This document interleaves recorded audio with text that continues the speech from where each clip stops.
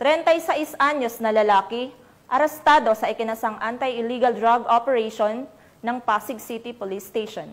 Ang balita ay mula kay Patrolwoman Ivy Corporal.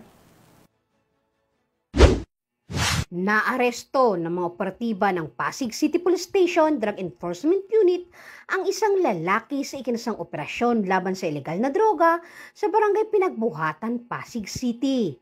Kinilala ng Pasig Police ang sospek na si alias Gabriel, 36 anyos at naninirahan sa barangay Pinagbuhatan sa Pasig City. Nasamsam ng pulisya kay alias Gabriel ang 2 gramo ng hinihinalang shabu na may malaking halaga.